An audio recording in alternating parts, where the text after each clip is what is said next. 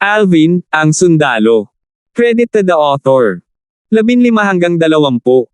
Ang mga pangalan po na nandito ay galing sa mga name generator. Kaya kung meron man pagkakatulad sa mga pangalan ng totoong tao o lugar, ito ay tunay na hindi sinasadya.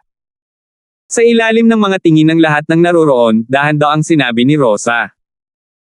Isang buwan na ang nakakaraan, natagpuan ng isang alchemist ang aking anak at sinabi na mayroon siyang napakalaking likas na talento upang maging isang alchemist, kaya kinuha niya ito bilang isang alagad. Pagkatapos noon, ipinasa sa kanya ng alchemist ang isang medicinal formula. Kasunod ng formula ng gamot na iyon, ang aking anak na lalaki ay nakapag-concoct ng isang medicinal liquid na tinatawag na Six Treasures Body Tempering Liquid sa yugtong ito.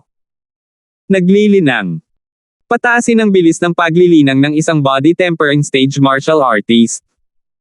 Ang sinabi ni Rosa ay parang kulog.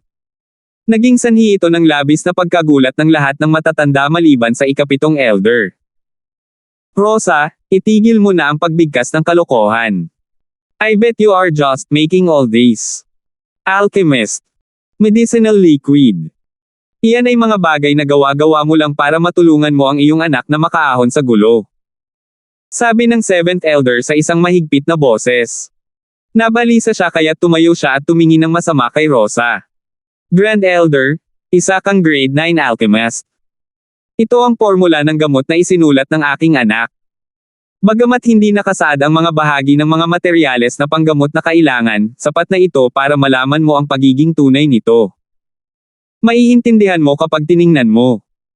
Hindi pinansin ni Rosa si Lucas at nagpasa ng isang piraso ng papel na may medicinal formula sa Grand Elder. Gumagamit siya ng ebidensya para ipaliwanag ang lahat. Binuksan ni Hylan ang formula ng gamot at sinimulang basahin ito. Ingenious. Tunay na mapanlikha. Hindi ko akalain na ang pagsasama-sama ng 6 na panggamot na materyales na ito, na binubuo ng tamang ratio, ay talagang makakapagpapataas ng bilis kung saan ang isang body tempering stage na martial artist ay naglilinang. Bukod dito, ang mga nakapagpapagaling na katangian ng mga panggamot na materyales na ito ay madaling nasisipsip. Hindi nakapagtataka. Hindi nakapagtataka na ang bata ay nakaranas ng napakalaking pagbabago sa loob lamang ng isang buwan. Higit sa lahat, ang lahat ng mga panggamot na materyales na ito ay napakakaraniwan, kaya sinumang elder ay makapagbibigay sa kanilang mga anak ng matagal na paggamit. Matapos basahin ni Hylan, ang kanyang madilim na mga mata ay kumikinang ng maliwanag, bumulala sa paghanga. Ang nakatataas na pamilya Lysander na naruroon ay madaling baliwalain ang sinabi ni Rosa. Ngunit si Grand Elder Hylan, na nag-iisang grade 9 alchemist sa mga miyembro ng pamilyang Lysander, ay isang taong walang pagdududa. Sa ilang sandali, nakaramdam ng saya ang lahat. Ang panggamot na likidong ito ay makapagpapabago sa kapalaran ng kanilang mga anak. Magagawa nitong baguhin ang kapalaran ng pamilyang Lysander. Patriarch. Tumingin si Hylan kay Fredrin na may seryosong ekspresyon. Malakas na tumango si Fredrin. Alam niyang pagkakataon ito para sa pamilya Lysander. Ika-9 na elder, ang ibig mong sabihin kanina ay nagagawa ni Alvin ang ganitong uri ng panggamot na likido. Tumingin si Fredrin kay Rosa. Oo. Tumango si Rosa. Ilang sandali, napuno ang buong bulwagan ng tunog ng mabibigat na paghinga. Ang bawat elder ng pamilyang Lysander na naruroon ay may ilang anak. Nai-imagine na nila kung gaano kabilis ang paglilinang ng kanilang mga anak kung gagamitin nila ang panggamot na likido na ginawa ni Alvin. Ang mga pagbabagong naganap kay Alvin ay ang pinakamahusay na halimbawa. Ang panunood sa kanilang mga anak na maging mga dragon at phoenix ay isang bagay na inaasahan ng bawat magulang.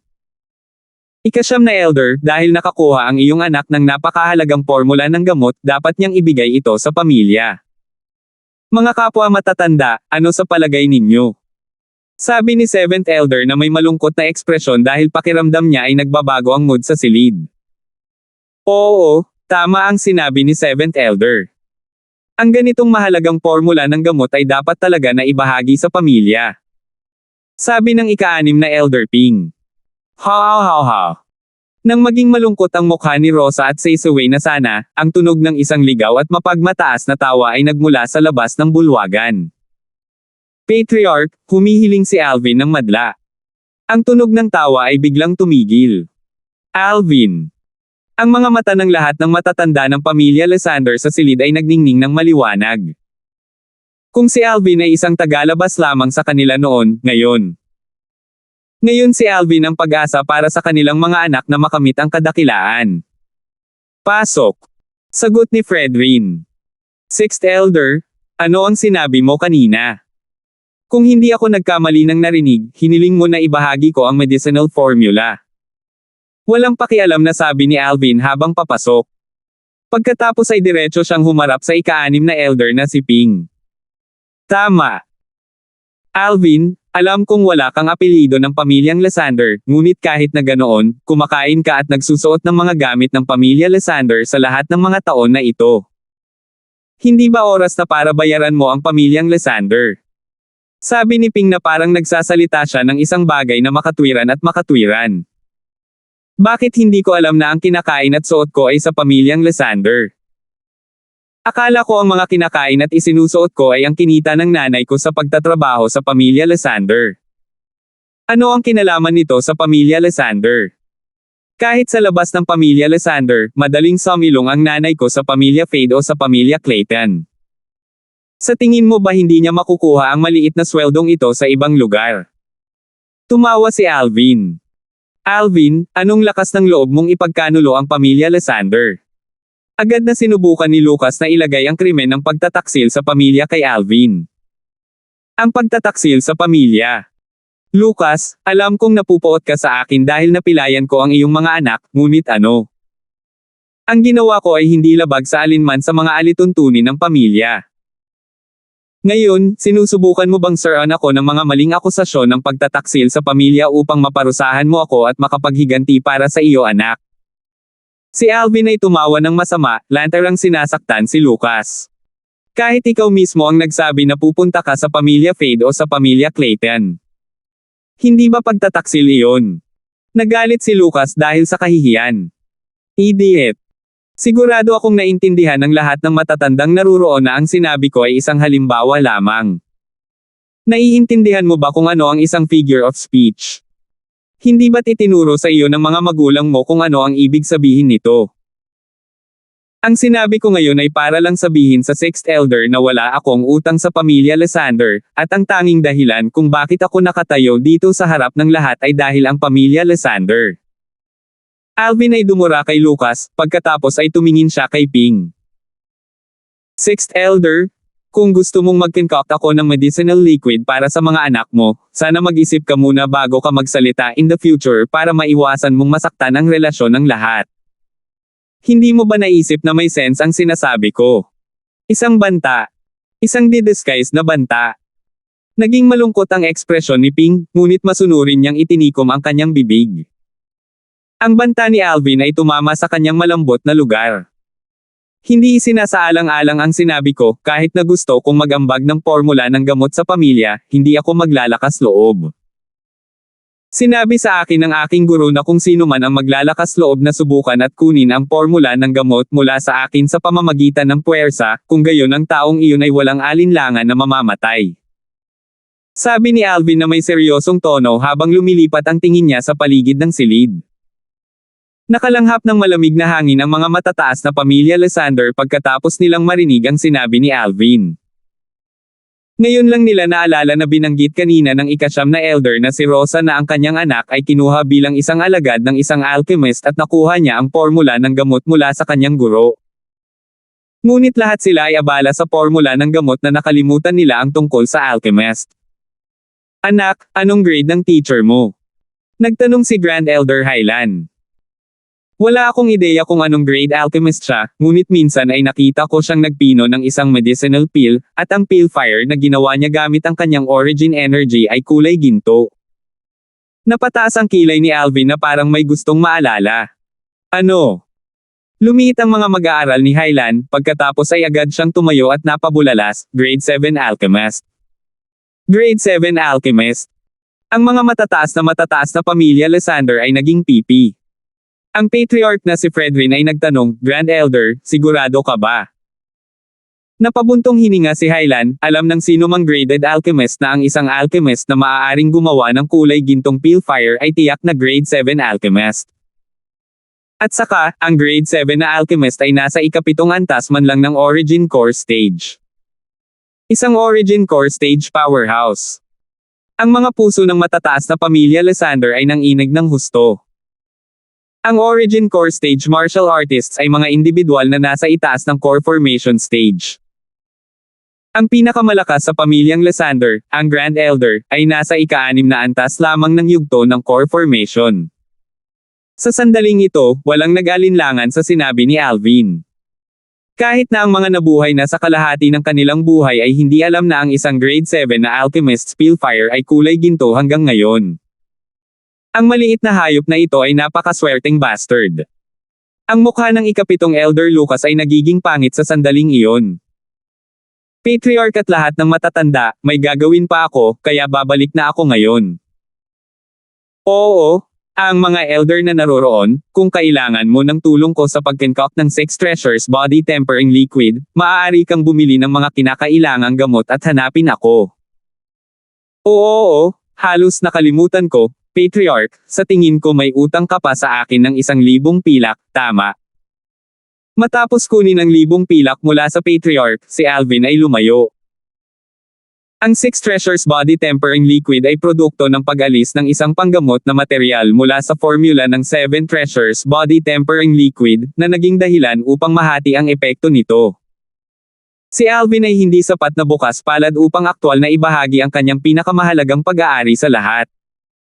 Patriarch, Grand Elder, dapat gising na ang anak ko, kaya aalis na ako. Huminga ng malalim ang ikapitong Elder Lucas at umalis na may komplikadong ekspresyon. Alam niya na mula ngayon, lahat, kabilang ang 6th Elder, na may mabuting pakikitungo sa kanya ay kailangang humingi ng tulong kay Alvin para sa kapakanan ng kanilang mga anak. At sa gayon ay magiging imposible para sa kanya na umasa sa 6th Elder na matulungan siya sa pagdudulot ng gulo para kay Alvin at sa paghihiganti. Aalis na rin ako. Nagmamadaling sumunod si Rosa. Natatakot siya na baka mawala ng dahilan si Lucas at atakihin ang kanyang anak. Sa bulwagan ng pamilya Lysander, hindi umalis ang natitirang matatanda. Sa pamumuno ng Patriarch, nagsimula ang pangalawang pagpupulong ng pamilya. Ang pangalawang pagpupulong ng pamilya ay pangunahing umiikot sa formula ng gamot na kontrolado ni Alvin. Sa wakas, para sa kapakanan ng lihim, nagkakaisa silang nagpasya na payagan lamang ang mga anak ng matatanda na naruroon na gumamit ng panggamot na likido. Patriarch. Tumingin si 5th Elder Thomas kay Fredrin na may seryosong ekspresyon.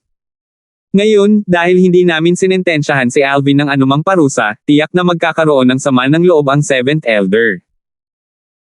Kung ikakalat niya ang balita tungkol sa 6 treasures body tempering liquid, kahit na ang pamilya Clayton at ang pamilya Fade ay natatakot sa grade 7 alchemist sa likod ni Alvin, pipilitin pa rin nila ang aming pamilyang Lysander na makakuha ng bahagi. Tama si 5th Elder. Kilalang kilala ko si 7th Elder. Kahit na si Alvin ay may grade 7 alchemist na nagbibigay sa kanya ng proteksyon, hindi pa rin niya ito papakawala ng madali. Natatakot na sabi ng ika-6 na Elder Ping. Nang matapos siya, napansin niyang nakatingin sa kanya si Thomas na may kakaibang mukha, dahilan para mapangiti siya ng nahihiya. Ang bagay na ito ay may kinalaman sa kinabukasan ng aking anak. Kahit na ang kanyang relasyon sa 7th Elder ay talagang mabuti, ang bagay na ito ay may kinalaman sa kinabukasan ng kanyang anak, at kaya siya ay gumawa ng isang pagpipilian. Ang lahat ng matataas na pamilya Lysander ay mabilis na gumawa ng isang mahalaga at lihim na desisyon. 16. Whoosh! Gumalaw ang espada nang hindi nag-iiwan ng bakas. Agad na hiniwa ang nalalaglag na dahon sa puno sa looban. Nang hiwain ang dahon, bumalik na sa kaluban ang espadang nasa kamay ng binata. Napakabilis. Young Master, anong sword skill iyon? Ang batang babae na nakatayo sa gilid, payat at maganda, ay tumingin sa kabataan na may pagsamba. Sword drawing arts. Bahagyang ngumiti si Alvin bago naging malabo ang kanyang tingin na tila naaalala ang malayong alaala.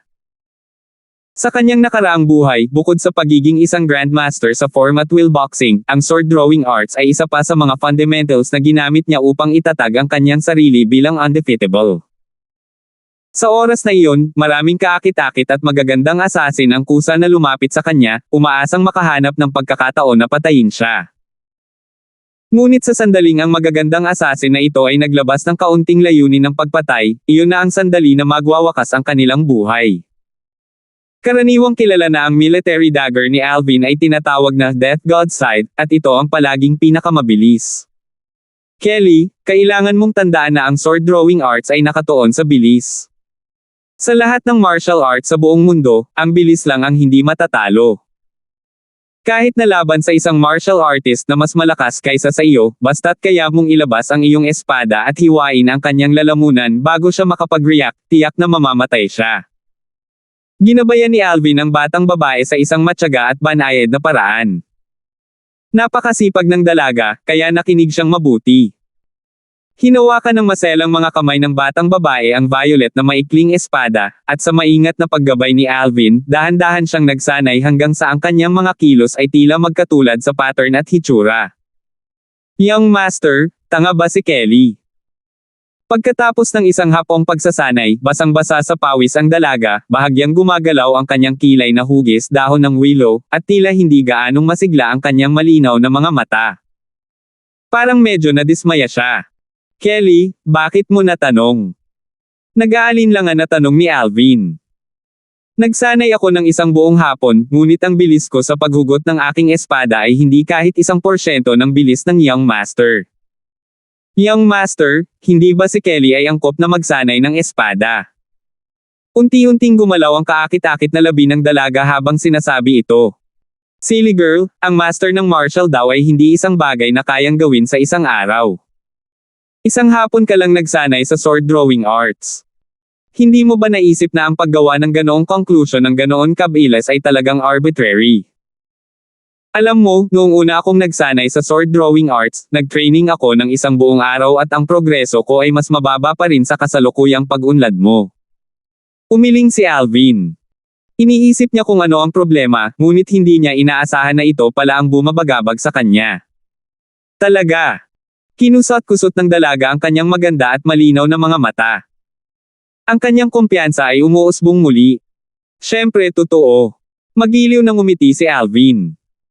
Kelly, kung gusto mong ganap na maisigwa ang bilis ng sword drawing arts, kailangan mong maging pamilyar sa mga paraan ng pagsusumikap na itinuro ko sa iyo kanina. Kung paano mo dapat hawakan ang iyong espada, kung aling bahagi ng katawan ang unang magpapalakas, at pagkatapos ay kailangan mong maging ganap na pamilyar sa utos at kapangyarihan na gagamitin sa bawat hakbang. Kapag naunawaan mo na ang mga ito ay makakahabol ka sa akin. Sabi ni Alvin. Young Master, magsusumikap ako. Seryosong sabi ng dalaga habang tinatango ang kanyang napakagandang baba. Tumayo si Alvin sa gilid at pinanood ang batang babae na patuloy na nagsasanay gamit ang espada. Bigla naman siyang parang may napansin. Nanay. Hindi alam kung kailan nagpakita si Rosa sa tabi ni Alvin. Nang mapansin ng batang babae na nagsasanay ng parehong espada ng paulit-ulit, nagkaroon si Rosa ng pagdududa. Alvin, anong sword skill ang itinuro mo kay Kelly? Bakit paulit-ulit lang ang sword move niya?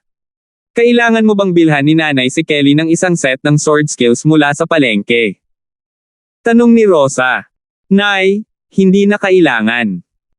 Ang mga nakakakilabot na kasanayan sa espada ay magandang tingnan, ngunit pagdating sa mga tunay na laban, wala silang silbi.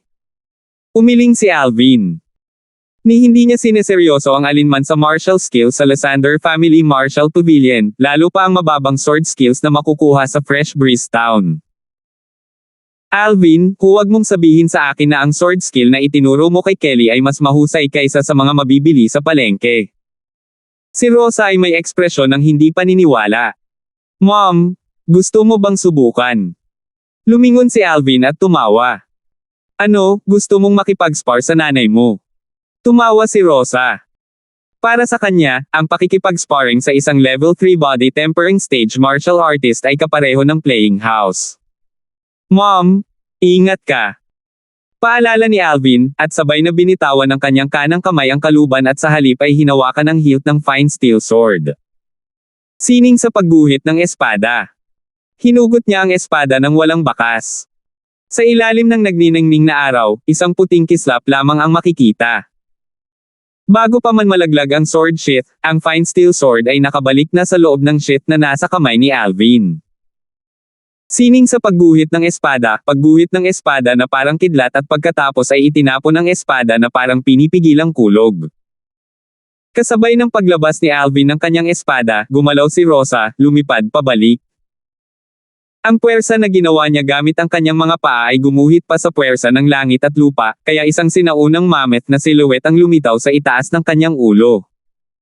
Nangangahulugan ito na para makaiwas sa espada ni Alvin, kailangan niyang gumamit ng lakas ng isang sinaunang mammoth. Huminga ng malalim si Rosa at hindi makapaniwalang tumingin kay Alvin. Napansin niya na bagamat ang kilos ng pagguhit ng kanyang anak ay katulad ng pinapraktisan ni Kelly, ang bilis ng kanilang paggalaw ay hindi magkatulad. Kung medyo mabagal lang siya kanina, tiyak na nahawakan na siya ng espada ng anak niya. Ang paghindayog ng espada gamit ang kanyang ikatlong antas na lakas ng body tempering ay pinilit siyang gumamit ng lakas na katumbas ng lakas ng isang martial artist na pangsyam na antas ng body tempering upang umiwas. Ang sword skill na ito ay talagang lumalaban sa langit. Nay, iyon ang sword skill na itinuro ko kay Kelly. Ano sa palagay mo? Bahagyang ngumiti si Alvin. Umaasa sa fine steel sword, kahit na ang kalaban ay isang 6th level body tempering stage martial artist, hanggat makalapit siya, buo siyang kumpiyansa sa kanyang kakayahan na patayin ang kanyang kalaban. Kapag ang paglilinang ng isang tao ay hindi pa umabot sa isang tiyak na antas, ang tulong ng mga sandata ay napakahalaga. Kasama ng kanyang sword drawing arts, mas magiging madali para sa kanya na maging matagumpay sa kanyang mga pagsusumikap. Itong sword skill, galing din ba sa matandang nakilala mo sa panaginip mo? Matalim ang tingin ni Rosa kay Alvin. Hindi napigilan ni Alvin ang kanyang sarili na hawakan ang kanyang ilong at ngumiti ng nahihiya. Alvin, ano ang tawag sa sword skill na ito? Sword drawing arts. Maaari mo bang turuan ang iyong ina? Siyempre naman. Naging interesado si Rosa sa sword drawing arts, kaya nagsimula siyang magsanay kasama si Kelly. Sa kanyang paglilinang bilang batayan, ang kanyang pag-unlad sa paglinang ng sword drawing arts ay mas mabilis kaysa kay Kelly. Pagkaraan ng isang araw, umaasa sa lakas ng isang sinaunang mammoth, ang bilis ng pagguhit ni Rosa ay katulad ng kay Alvin. Siyempre, ang kanyang pangunawa sa sword drawing arts ay hindi malapit kay Alvin. Pagkatapos ng lahat, siya ay gumagamit ng 10,000 libra ng lakas upang pantayan ang bilis ni Alvin, habang siya ay halos hindi gumamit ng 200 libra ng lakas. Para sa kapakanan ng paglinang ng sword drawing arts, binili rin ni Rosa ang kanyang sarili ng fine steel sword. Ang kanyang espada ay karaniwang hindi umaalis sa kanyang tabi. Sa mga sumunod na araw, nagsimulang maging abala si Alvin. Bukod sa sarili niyang cultivation, hindi lang niya kailangang turuan ang dalawang magagandang babae kung paano linangin ang espada, ngunit kailangan din niyang gumawa ng 6 treasures body tempering liquid para sa mas mataas na pamilya ng Lysander. Kung hindi lang sa tulong ng nanay niya at ni Kelly, napagod na siya. Pagkatapos lamang na gumugol ng 3 araw na oras sa pag-imbento ng panggamot na likido para matustusan ang mga anak ng matataas na pamilya Lysander sa loob ng 3 buwan, nagkaroon ng libreng oras si Alvin. Sa pagtingin sa mga gamot na nakatambak sa isang bundok sa kanyang silid, si Alvin ay may nasisiyahang ngiti sa kanyang mukha. Ibinulsa niya ang hindi bababa sa 1/4 ng mga materyales na panggamot na ibinigay ng matataas na pamilya Lysander bilang kanyang bayad sa paggawa. Nangangahulugan ito na kapag gusto niyang gumawa ng 7 treasures body tempering liquid sa hinaharap, hindi na niya kailangang bumili ng 6 sa 7 gamot na materyales. Alvin, dumating na ang mga tao mula sa pamilya Fade. Hiniling ka ng patriarch na pumunta sa audience hall. Ang boses ni Rosa ay narinig mula sa labas. Pamilya Fade. So dumating na sila sa wakas. Naningkit ang mga mata ni Alvin. Sila ay walang bakas ng hindi inaasahan. Nang kunin niya si Kelly para bumili ng espada ilang araw na ang nakalipas, nahulaan niya na ang taong sumusunod sa kanya ay mula sa pamilya Fade. Lysander Family Audience Hall. Si Patriarch Fredrin ay nakaupo sa yulunan at ang ika-6 na elder na si Ping ay nakaupo sa ilalim niya. Nakaupo sa tapat nila ang Patriarch ng pamilya Fade, si Arthur. Nakatayo sa likod ni Arthur ang isang lalaking nasa katanghaliang gulang na may pulang mata. Patriarch. Biglang may tumunog na immature voice mula sa labas ng audience hall. Pasok. Sagot ni Fredrin. Ika-6 na elder, narinig ko na ang iyong anak, si Dundee, ay malapit nang makapasok sa ikatlong antas ng yugto ng body tempering. Congratulations! Pumasok si Alvin at binati si Fredrin bago tumango kay Ping. Napangiti si Ping at kumislap ang kanyang mga mata na may bahid ng pasasalamat at panghihinayang.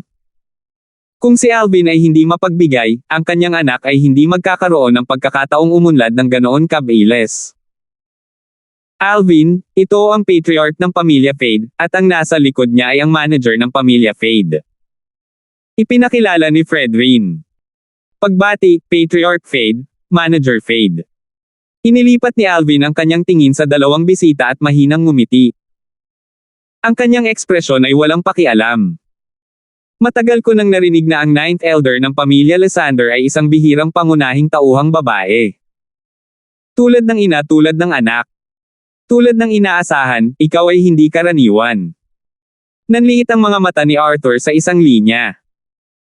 Ayon sa kanyang investigasyon nitong mga nakaraang araw, ang biglaang pagbangon ni Alvin ay parang isang himala. Sa loob ng isang buwan, ang pagbabago mula sa isang may sakit na tao sa isang ikatlong antas ng body tempering martial artist. At nangingibabaw pa nga niyang napilayan si Kenji, ang anak ng 7th elder ng pamilya Lysander at ang henyong kabataan ng pamilya Lysander. Kahit pagkatapos noon, wala siyang natanggap na parusa mula sa pamilya Lysander. Patriarch Fade, dinala ko si Alvin dito. Bakit mo siya hinahanap? Tanong ni Fredrin. Sa sandaling natapos ni Fredrin ang kanyang mga salita, nagbago ang mukha ni Arthur. Tumayo siya mula sa kanyang kinauupuan at tumingin sa binata sa isang mapagpakumbaba at mabangis na paraan. Alvin, how dare you? Isang buwan na ang nakakaraan ay sinaktan mo ang anak ko at Pyle ang anak ng manager ng pamilya kong Fade. Tungkol sa bagay na ito, hindi mo ba dapat bigyan ng paliwanag ang pamilya Fade ko?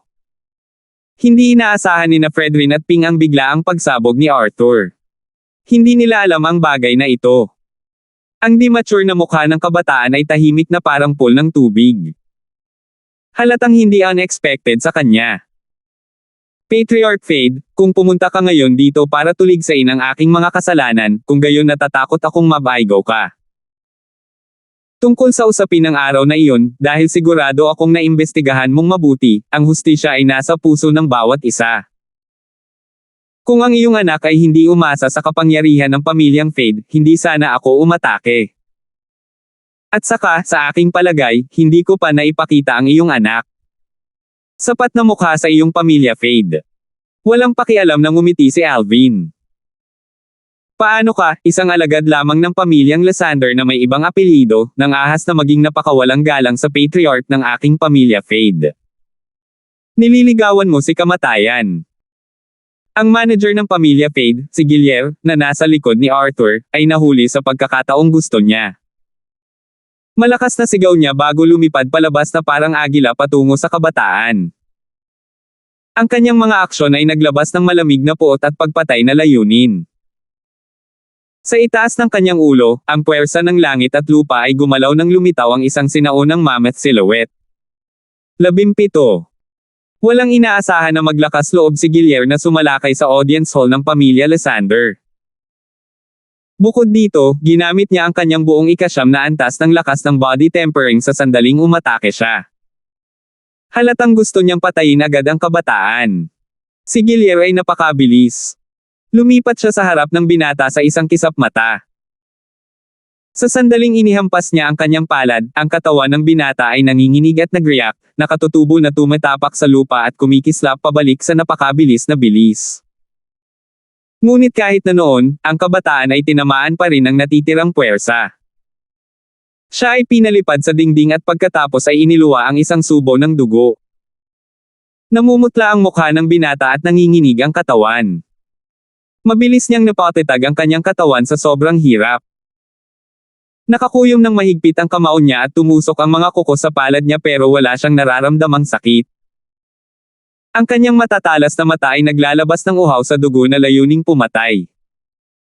Tinadyakan ni Guillermo ang kanyang mga paa sa lupa at lumipad palabas. Matapos makaligtaan ang kanyang unang pag-atake, talagang gusto niyang umatake sa pangalawang pagkakataon. How dare you? Nang mapansin ito, ang patriarch ng pamilyang Lysander, si Fredrin, ay tumayo at sumigaw ng malakas. Nililigawan mo si kamatayan. Nawala ang origin energy sa mga paa ni Sixth Elder Ping, pagkatapos ay gumalaw siya na parang kidlat kumikislap patungo kay Guillermo. Ang kanyang suntok ay sumambulat sa origin energy, na gumuguhit sa puwersa ng langit at lupa, na nagiging apat na sinaunang mammoth na silhouette. Isang suntok na naglalaman ng lakas ng apat na sinaunang mammoth. Kung tumama ito kay Guillermo, kahit na hindi siya mamatay, siya ay mapilayan. Gayunpaman, sa kritikal na sandaling ito, ang patriarch ng pamilya Fade ay umatake. Sumunod siya at hinayla si Guillermo palayo para makaiwas sa suntok ni Ping. Ang bilis ni Arthur ay 2 beses na mas mabilis kaysa kay Ping. Sa sandaling ito, 8 sinaunang mammoth na silhouette ang kumislap sa itaas ng ulo ni Arthur. Ang lakas ng 8 sinaunang mammoth. Okay ka lang ba? Malamig na sumulyap si Ping kay Arthur bago lumapit sa tabi ng kabataan at tinanong ito. Ayos lang ako. Salamat, Sixth Elder. Umiling ang binata. Kahit nasugatan siya, hindi siya nakagawa ng kahit isang tunog. Para sa kanya, tanda iyon ng pagiging mahina. Arthur. Isang malakas na sigaw ang umalangaw-ngaw mula sa patriarch ng pamilyang Lysander, parang sumabog ang kulog. Nagsimulang manginig ang buong audience hall dahil sa lakas. Ang aking pamilyang Lysander ay mag-iimbestiga sa usapin sa pagitan ng iyong pamilya Fade at Alvin mismo. Ngunit ang iyong miyembro ng pamilyang Fade ay talagang naglakas loob na salakayin at sakta ng aking miyembro ng pamilyang Lysander sa loob ng ari-arian ng pamilyang Lysander. Mukhang binabaliwala mo ang pamilya Lysander. Tungkol dito, hindi mo ba naisip na kailangan mong bigyan ako, at ang pamilyang Lysander para sa bagay na iyon, ng paliwanag? Si Fredrin ay lubusang nagalit at galit na galit. Si Alvin ang kayamanan ng pamilya Lysander. Kung papatayin si Alvin, hindi banggitin ang katotohanan na hinding-hindi ito pababayaan ni Ninth Elder, ngunit maging ang pagkakataon ng pamilyang Lysander na bumangon para durugan ang pamilyang Fade at Clayton ay lubos na masisira. Patriarch Lysander, patawarin mo sana siya. Ang nag-iisang anak na lalaki ng manager ng pamilya kong Fade ay napilayan ni Alvin. Ang kanyang anak na lalaki ay nakarete sa natitirang bahagi ng kanyang buhay. May magandang dahilan siya para salakayin si Alvin, at wala siyang intensyon na saktan ang pamilya Lysander. Ngayon, maayos na si Alvin, kaya bakit hindi na lang natin ito hayaan? Walang inaasahan na si Arthur ay magkakaroon ng ganoon katahimik na ekspresyon. Parang walang nangyari. Arthur. Malungkot ang mukha ni Fredrin. Ngunit bago pa man siya makapagpatuloy, naputol siya ng mga kabataang naglakad ng ilang hakbang pasulong. Patriarch, gusto kong ayusin ang bagay na ito. Sabi ni Alvin, hindi man lang hinintay na sumagot si Fredrin. Nakatitig ang dagwang mga mata ng kabataan sa manager ng pamilya Fade. Para siyang Ozure na kalalabas lang sa impyerno. Ang kanyang buong katawan ay naglalabas ng isang uhaw sa dugo na layunin ng pagpatay, na naging dahilan upang makaramdam ng lamig ang iba sa kanilang mga gulugod. Si Guillermo, tama ba? Sa 3 buwan, bibisitahin ko ang pamilya Fade mo at kukunin ko ang buhay mo. Nang matapos ang kanyang sinabi, tumalikod ang binata at naglakad palabas. Okay. 3 buwan mula ngayon, hihintayin kita.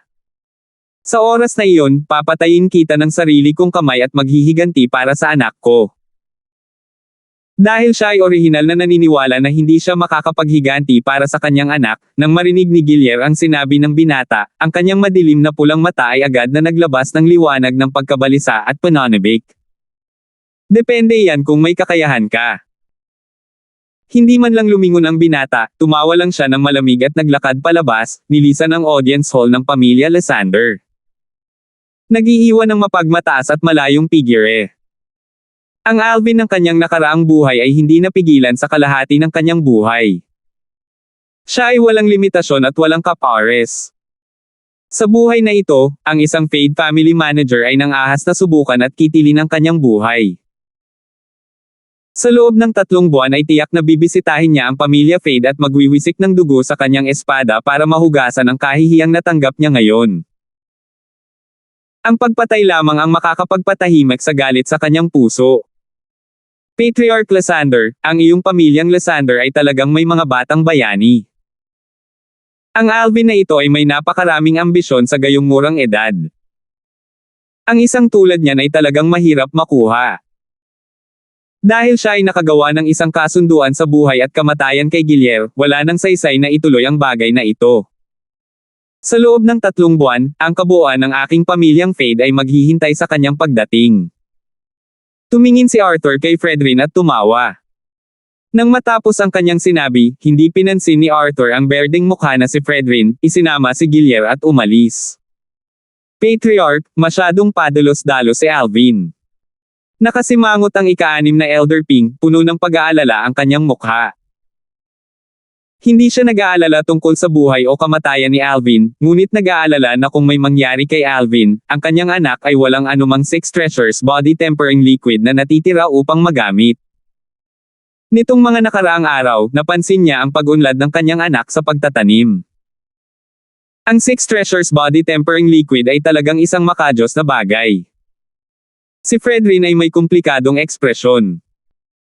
Kanina, nang si Alvin ay naglabas ng isang uhaw sa dugo na layunin ng pagpatay, kahit na siya ay nakaramdam ng bakas ng pagiging pinigilan. Hindi niya maintindihan kung paano nagagawa ni Alvin, na di umano'y hindi pa pumatay ng sinuman, na maglabas ng ganoong layunin ng pagpatay. Sa kanyang palagay, isang veterano lamang ng 100 labanan na pumatay ng maraming martial artist ang may kakayahang bumuo ng gayong nakakatakot na hangarin sa pagpatay. Dahil nakagawa na siya ng desisyon, maniniwala na lang tayo sa kanya at umaasa na muli siyang makagawa ng milagro. 6th Elder, gusto kong malaman ang tungkol sa usapin sa pagitan ni Alvin at ng pamilya Fade. Pumunta at mag-imbestiga para sa akin. Ang pagiging misteryoso ni Alvin ay nagdulot ng bakas ng pag-asa na bumangon sa puso ni Fredrin. Oo, Patriarch. Sumagot si Ping at umalis. Ang pangit ng mukha niya. Bagaman ang pagkatalo ni Alvin kay Kenji ay maaaring ituring na isang himala. Si Kenji ay nasa ika-4 na antas lamang ng yugto ng body tempering, habang si Guillermo ay isang ika-9 na antas ng body tempering na martial artist. Hindi sila may kukumpara.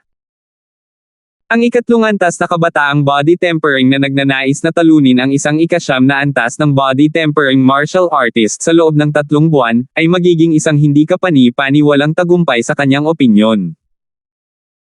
Ang yugto ng body tempering ay nahahati sa 9 na antas, ang bawat antas ay mas mahirap abutin kaysa sa nauna. Si Alvin, na pilit na dinadala ang sakit, ay naglakad na may mabibigat na hakbang patungo sa kanyang tahanan. Ang kanyang pagmamataas ay hindi nagpapahintulot sa kanya na magpakita ng anumang kahinaan. Nang marating niya ang patio ng kanyang bahay, sa wakas ay umubo siya ng matindi, nagdere ng dugo sa buong sahig. Young Master, anong problema? Nang makita ang eksenang ito, namutla ang mukha ni Kelly, na naghuhugas ng gulay sa looban. Pagkatapos magmadaling ilagay ang mga gamit sa kanyang mga kamay, ay nalalayan niya si Alvin pabalik sa kanyang silid. Ang kanyang malinaw na mga mata ay kumikislap sa luha. Young Master, huwag mong takutin si Kelly, huwag mong takutin si Kelly. Nagsimulang umiyak ang dalaga. Silly girl, nagduso lang ako ng kaunting pinsala. Magiging maayos ako. Kailangan ko lang magpahinga sandali.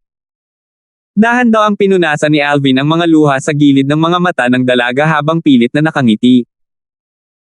Makalipas ang 1 oras, si Rosa, nakababalik lang mula sa palengke sa Fresh Breeze Town, ay pumasok sa looban. Nang mapansin ang sahig na puno ng dugo, nagbago ang kanyang mukha. Alvin, sino ang nanakit sa iyo? Sumugod si Rosa sa silid ni Alvin. Ang lamig ng boses niya. Nay, ayos lang ako. At, nakausap ko na ang Patriarch tungkol sa bagay na ito. Ako na mismo ang mag-aayos. Inay, kailangan mong magtiwala sa akin.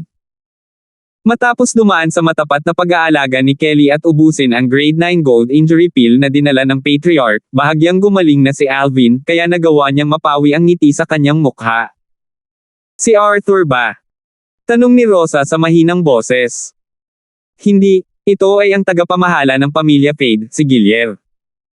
Inay, wala na siyang mabubuhay pa. 3 buwan mula ngayon ang araw na siya ay mamamatay. Naglabas ng malamig na liwanag ang mga mata ni Alvin habang papalapit siya sa dulo ng pangungusap na iyon. Pagkatapos, tumama sa kanya ang nakapagpapagaling na epekto ng grade 9 gold injury pill at mahimbing na nakatulog si Alvin. Kelly, alagaan mong mabuti si Alvin. Si Rosa ay nagsagawa ng maikling pagsusuri sa kanya. Matapos matiyak na maayos ang kanyang anak, nakahinga siya ng maluwag. Pagkatapos ay umalis siya sa patio upang puntahan si Patriarch Fredrin. Mula kay Fredrin, nalaman niya ang buong pagkakasunod-sunod ng mga pangyayari, at naunawaan niya ang ibig sabihin ng kanyang anak kanina. Huminga siya ng malalim. Bagamat kumikinang ang kanyang mga mata sa matinding pagpatay, nang maisip niya ang pagpupersage ng kanyang anak ay pinilit niyang tiisin ito. Napagpasyahan niya sa kanyang puso na kung ang kanyang anak ay hindi kakampi ni Gilier sa loob ng 3 buwan, kahit na nangangahulugan ito ng galit sa buong pamilya ni Fade, papatayin pa rin niya si Gilier. Para sa kapakanan ng kanyang anak, isusuko niya ang lahat. Pati buhay niya. Ang tahimik na Fresh Breeze Town ay puno ng ingay at kasabikan sa sandaling ang pamilya Fade ay sadyang naglabas ng ilang balita. Hoy! Narinig mo na ba ang balita? Ang bulong-bulungan ay ang isang alagad ng pamilyang Lysander na may isa pang apelyido ay hayagang hinamon ang tagapamahala ng pamilya Fade, Gwiller, sa isang buhay at kamatayan na labanan 3 buwan mula ngayon. Oo, narinig ko ang tungkol dito. Ang disipulong iyon na may ibang apelyido ay tinatawag na Alvin. Siya ang anak ng ika-9 na elder ng pamilya Lysander. 1 buwan na ang nakalipas, alang-alang sa isang batang babae na nagbebenta ng kanyang katawan para ilibing ang kanyang ina, nagkaroon ng hidwaan sa pagitan niya at ng young master ng pamilya Fade, si Gian, at napilayan pa niya ang isa sa kakulangan ni Gian. Di umano, ang taong napilayan ni Alvin ay ang nag-iisang anak na lalaki ng manager ng pamilya Fade. Naaalala ko na ngayon. 1 buwan na ang nakalipas, natalo si Gian sa mga kamay ng isang kabataan, at nandoon ako noon. Ang kabataang iyon ay si Alvin. Kung tutuusin sa kanyang hitsura, natatakot ako na wala pa siyang 16. Hindi yan maaaring totoo. Wala pa siyang 16, ngunit naglakas loob siyang hamanin ang tagapamahala ng pamilya Fade sa isang buhay at kamatayan na labanan. Walang masama sa kanyang ulo, tama. Alam ng lahat sa Fresh Breeze Town na ang manager ng pamilya Fade ay isang ika-9 na antas na body tempering martial artist. Bata at mayabang. Maririnig ang mga katulad na talakayan sa paligid ng Fresh Breeze Town. Inakala ng lahat na si Alvin ay nagpapakamatay. Lysander Pamilya Estate. Sa main hall, si Patriarch Fredrin at lahat ng matatanda ng pamilyang Lysander ay nagtipon. Maging ang 7th elder, na sarado sa kanyang tahanan nitong mga nakaraang araw, ay naruroon. Ang balita na kumalat sa buong Fresh Breeze Town ay napunta sa mga tainga ng mga matatanda ng pamilya Lysander. Sila ay balisa. 3 buwan mula ngayon, kung may mangyari kay Alvin, hindi ba nangangahulugan iyon na ang kanilang mga anak ay wala nang magagamit pang 6 treasures body tempering liquid? Patriarch. Patriarch. Bukod kay Grand Elder Highland, 7th Elder Lucas, at 9th Elder Rosa, lahat ng elder ay may nababalisa na ekspresyon habang nakatingin sila kay Fredrin. Itinaas ni Fredrin ang kanyang mga kamay, pinipigilan ang lahat na magpatuloy. Mga kapwa matatanda, alam ko ang kagustuhan ng lahat, ngunit ang bagay na ito ay napagdesisyonan na. Bukod dito, ang balita ay ipinakalat na ng pamilyang Fade, kaya kung aaminin natin ang pagkatalo, ano ang mangyayari sa reputasyon ng pamilyang Lysander? Ibig sabihin ay si Alvin lang ang ating mapagkakatiwalaan. Napag-usapan ko na ang bagay na ito sa Grand Elder. Sa 3 buwang ito, ang pamilyang Lysander ay gagawa ng anumang gastos at pagsisikap na tulungan ka ni Alvin. Pagtutol. Sa sandaling ito, ang mga matatanda ng pamilyang Lysander ay tumawa lamang ng mapait at pumirma. Huli na para ay ando ang battle agreement, kaya wala silang choice. Matapos ang lahat ng mga nakatataas na pamilya Lysander ay umalis. At ang ikapitong elder na si Lucas ay naglakad patungo sa kanyang tahanan, ang mga sulok ng kanyang bibig ay nakakunot sa isang malamig na ngiti. Little Kenji, maya-maya lang ay may maghayganti para sa iyo. Ang Alvin na iyon ay talagang nang-ahas na hamanin ang isang 9th level body tempering martial artist sa isang life and death battle. Siya ay talagang naghahanap ng kamatayan. 18. Makalipas ang kalahating buwan, sa isang maluwang na patio sa ari-arian ng pamilya Lysander. Isang matandang lalaki ang sumando sa isang deck chair na nakapikit sa ginhawa, ninanamnam ang pakiramdam ng sikat ng araw na tumatama sa kanyang balat. Sa kanyang likuran ay nakatayo ang isang kabataang may matingkad na mga mata na nagmamasahe sa kanya. Grand Elder, bibigyan kita ng isa pang masahe kalahating buwan mula ngayon. Sa oras na iyon, ang iyong mga natatagong sugat ay ganap ng gagaling. Minamasahe ng binata habang sinasabi ito. Anak, kung hindi dahil sa iyo, ang lumang bag ng mga buto ay kailangang magduso kung hanggang kailan. Napabuntong hininga ang matanda. Nitong mga nakaraang taon, halos mabaliw siya sa pagpapahirap na idinulot sa kanya ng kanyang mga nakatagong pinsala. Ang kakayahang matanggal ang kanyang mga pinsala ay ang pinakamagandang balita na maaari niyang marating. Huwag mo nang banggitin, Grand Elder. Ginagawa ko lang ang ibinayad mo sa akin. Umiling ang binata habang bahagyang nakangiti. Ang pagmamasahe sa matanda sa halagang 1,000 pilak sa bawat pagkakataon ay isang malaking kita na negosyo para sa kanya. Narinig kong tumanggi ka sa tulong ng patriarch. Biglang tanong ng matanda. Oo, hindi ako nangangailangan ng pera sa ngayon, at lahat ng kailangan ko ay mabibili sa palengke. Walang dahilan para sayangin ko ang mga mapagkukunan ng pamilya. Ang mga mapagkukunang iyon ay mas mahusay na gamitin sa isang taong higit na nangangailangan nito kaysa sa akin. Napangiti ang binata. Anak, parang napakabait mo, pero bakit hindi ko napansin na naliwanagan ka na pala? Ang tunay na dahilan ng pagtanggi mo ay dahil ayaw mong utangin ang pamilya Lysander, o dapat kong sabihin na ayaw mong matali sa pamilya Lysander, di ba? Sa isang pangungusap lamang, nahukay ng matanda ang tunay na iniisip ng kabataan. Napangiti ng nahihiya ang binata.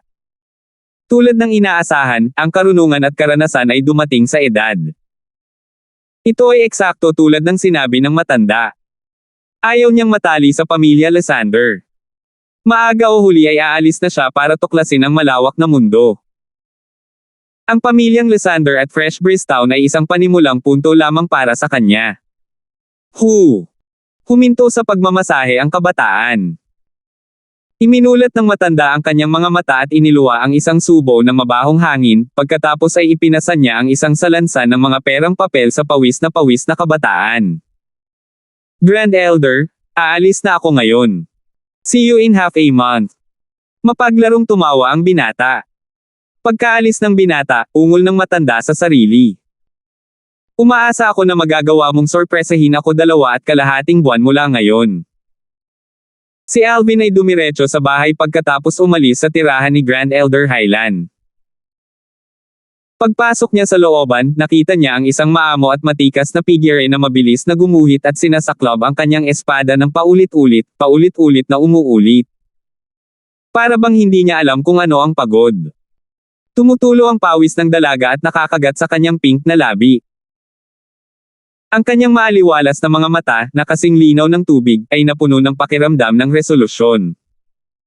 Naramdaman ni Alvin ang paghila sa kanyang puso habang pinagmamasdan siya. Kelly, ang pagtatanim ng espada ay nagsusumikap na sundin ang puso at hindi labis na labis ang mga bagay. Ang labis na pagsusumikap sa iyong sarili ay magdudulot lamang ng higit na pinsala kaysa sa kabutihan. Malumanay niyang sabi habang naglalakad paarap at hinawakan ang kamay ng batang babae. Young Master, nais ni Kelly na makabisado ang sword drawing art sa lalong madaling panahon, dahil doon lang mapoprotektahan ni Kelly ang Young Master, matulungan ang Young Master na bugbugin ang masasamang tao, at mailigtas ang Young Master mula sa pang-aapi ng masasamang tao. Namumula ang mukha ng dalaga at nakahinga ng maluwag habang same time niyang sinabi ito. Silly girl, magpahinga ka na. Mainit ang puso ni Alvin nang marahan niyang hinawakan ang malambot na buhok ng dalaga. Tumango ang dalaga. Siya ay tila maamo tulad ng isang kuting. Nine Dragons War Sovereign Technique, Spirit Serpent Form. Nang gabing iyon, nakaupo ang kabataan sa loob ng bath barrel habang matako na hinihigop ang 7 treasures body tempering liquid sa loob. Nang matapos niyang sumipsip ng panggamot na likido, ang paglakas ng kanyang buhay at ang metamorphosis ng kanyang katawang laman ay dumating sa critical na threshold. Lumabas siya sa bath barrel at nagsuot ng ilang damit. Bukas ng umaga ay tiyak na makakalusot ako sa ika-4 na antas ng yugto ng body tempering. Ngunit, kung gusto kong patayin si Guillermo ng may katiyakan 2.5 buwan mula ngayon, kailangan kong makapasok sa ika-7 antas sa pinakamababa.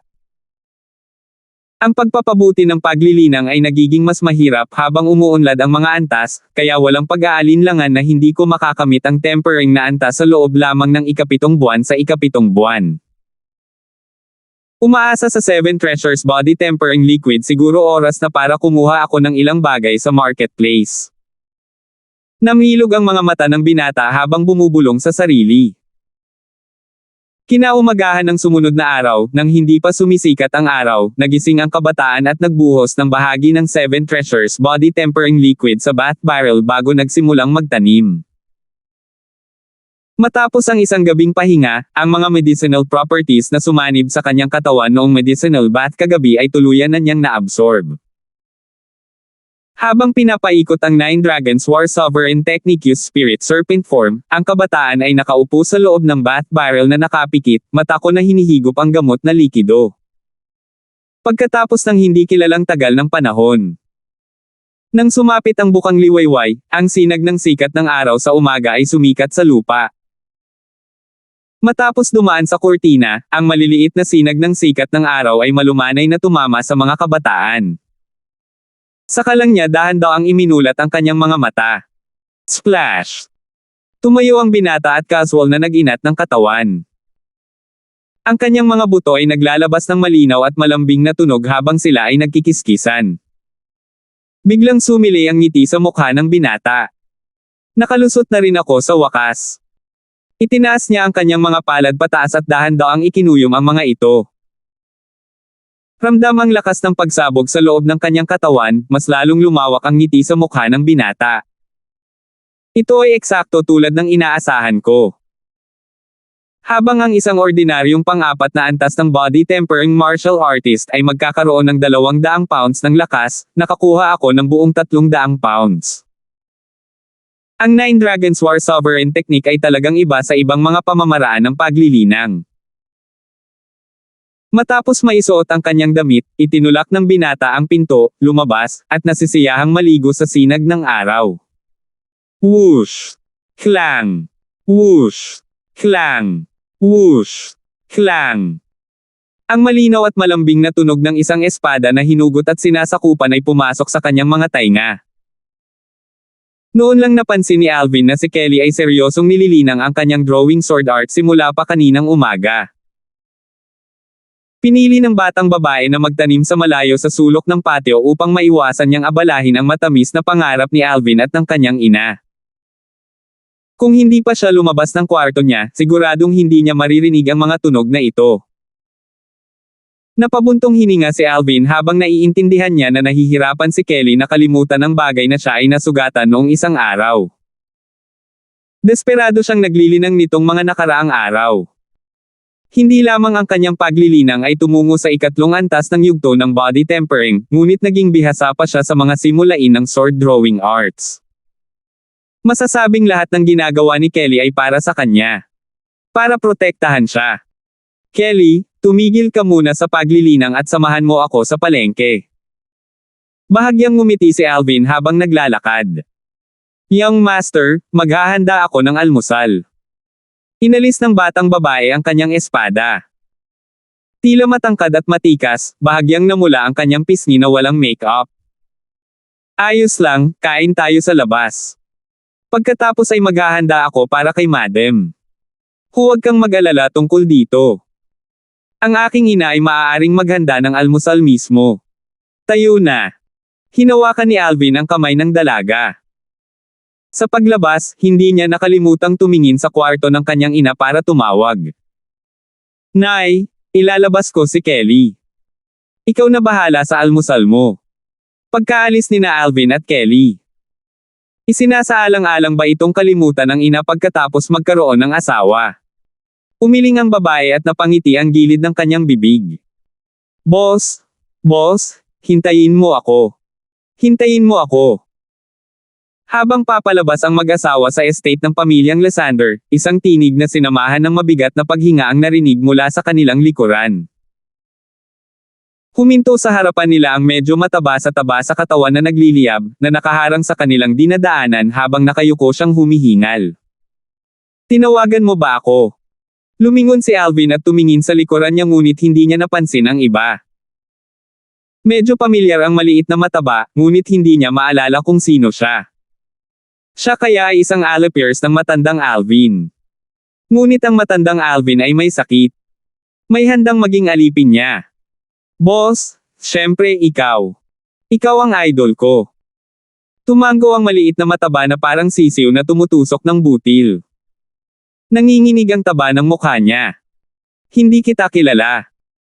Nakakunot ang kanyang mga kilay, hinawakan ni Alvin ang kamay ng batang babae at nagpatuloy pasulong.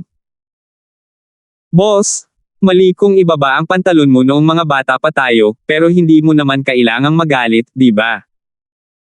Noong isang araw, noong pilayin mo si Kenji, nakatulong talaga ito sa akin na maglabas ng sama ng loob, at saka boss, lumpo mo siya at walang nangyari sa iyo. Nakakamangha ka talaga. Ang maliit na mataba ay masayang sumunod, ang kanyang bibig ay hindi tumitigil. Ibaba ang pantalon ko. Nang marinig ang sinabi ng maliit na mataba, isang malabong larawan ang pumasok sa ulo ni Alvin. Isa ito sa mga alaala ng matandang Alvin. Sa alaala, isang grupo ng 5 o 6 na taong gulang na bata ang naglalaro. Biglang may sumulpot na mataba sa likod niya at ibinaba ang kanyang pantalon, dahilan para magtawanan ang lahat ng bata, pagkatapos ay umiyak siya dahil sa hinaing. Ikaw si Dan Lysander. Sa wakas ay naalala ni Alvin. Ang mataba na ito ay ang nag-iisang anak na lalaki ng 5th Elder Thomas. Siya ay umalis sa Fresh Breeze Town kasama ang kanyang lolo sa murang edad ngunit sa hindi inaasahang pagkakataon ay bumalik. Boss, sa wakas naalala mo na ako. Ang mga mata ng maliit na mataba ay kumikinang ng maliwanag. Kailan ka bumalik? At saka, bakit mo ako tinatawag na boss? Tanong ni Alvin. Sa kanyang mga alaala, ang matandang Alvin ay hindi madalas makipag-ugnayan sa maliit na mataba, lalo pa siyang kunin bilang isang alipin. 2 buwan na akong nakabalik. Simula nang tinulungan mo akong turuan ng leksyon si Kenji at dahil sa sobrang kakila-kilabot mo, nagpa siya akong gawin kang amo. Boss, simula ngayon isa na ako sa iyong mga tao, kaya kailangan mo akong alagaan. Tumawa ang munting mataba, ikinakurap ang kanyang maliliit na mata. Matapos marinig ang paliwanag mula sa maliit na mataba, nalaman ni Alvin na sa pagbabalik, ang maliit na mataba ay sumalungat sa nakababatang kapatid ni Kenji, si Xavier. Ngunit dahil hindi niya katapat si Xavier, dinala niya ang kanyang kapatid na si Kenji para bugbugin siya. Pinalayan ko si Kenji para sa sarili kong dahilan. Hindi ko sinubukang tulungan ka. At saka, hindi ka kabilang sa mga tao ko, at wala akong balak na maging boss mo, kaya tigilan mo na ako. Walang pakialam na sabi ni Alvin na may malamig na boses, hinawakan niya ang kamay ng batang babae at lumakad palayo ng hindi tumalikod. Ang pagiging sold out ng isang kapatid sa kanyang nakaraang buhay ay nagturo sa kanya ng isang mahalagang aral, hinding-hindi siya kukuha ng isa pang kapatid ng walang magandang dahilan, dahil ayaw niyang magkaroon ng time bomb sa kanyang tabi. Ang magnanakaw mula sa loob ay mahirap bantayan. Ang maliit na mataba ay hindi inaasahan na si Alvin ay magiging pag-alit ng biglaan, kaya siya ay natigilan sa kinatatayuan at pinanood ang mag-asawa na unti-unting lumalayo. Sa likod ng kanyang chubby na mukha ay isang pares ng mga mata na puno ng hinaing. 19. Agarwood Restaurant, ang pinakamagandang restaurant sa Fresh Breeze Town. Matatagpuan sa intersection sa pagitan ng mga pamilihan ng pamilyang Lysander, Clayton, at Fade, hindi ito kabilang sa alinman sa tatlong pamilya ng Fresh Breeze Town. Di umano, ito ay may malaking background. Ito ay itinatag ng isang malaking grupo ng mga ngalakal mula sa labas ng Fresh Breeze Town. Maraming taong naglalakad papasok at palabas ng Agarwood Restaurant para mag-almusal. Ang sino mang may kakayahang kumain sa Agarwood Restaurant ay isang taong nagmula sa isang mayamang pamilya. Mayaman man o maharlika. Nang pumasok ang mag-asawa sa Agarwood Restaurant, nakuha nila ang atensyon ng mga taong naglalakad papasok at palabas ng restaurant. Karamihan sa kanila ay mga titig ng inggit at paghanga. Ang mga titig ng inggit ay nahulog sa batang babae, samantalang ang mga tingin ng paghanga ay nasa kabataan. Kumain na ba kayong dalawa? Binati sila ng katulong na nakatayo sa pintuan sa magalang na boses na nakayuko. Oo, may booth sa second floor. May natitira ba sa tabi ng bintana? Tumango ang binata at pamilyar na sinabi. Oo, sa ganitong paraan please. Nang marinig ng attendant ang sinabi ng kabataan, alam niyang hindi sila first-timer. Dali-dali niyang dinala ang mga ito sa ikalawang palapag na mas tahimik kaysa sa unang palapag. Siyempre, doble ang presyo ng pagkain sa ikalawang palapag. Hindi masama ang swerte natin. Nang makita ang huling mesa sa tabi ng bintana, bahagyang nagsalubong ang kilay ni Alvin. Habang dinadala ni Alvin ang dalaga sa gilid ng bintana, ang ilan sa mga tao sa ikalawang palapag ay nakatutok kay Kelly, na aakit sa kanyang alindog at kagwapuhan.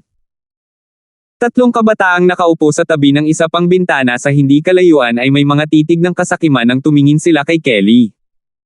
Kelly, umupo ka.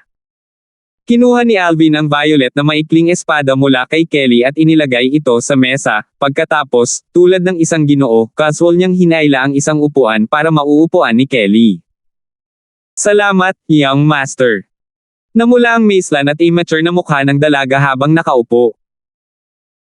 Nang uupo na si Alvin sa tapat ng Kelly, isang tunog ng hangin ang dumaan sa kanyang mga tainga nang may dumaan na figure at pagkatapos ay umupo sa kanyang upuan sa harap niya. Napakunot ang noo ni Alvin nang makita niyang nakaupo sa kanyang upuan ang immature na batang babae.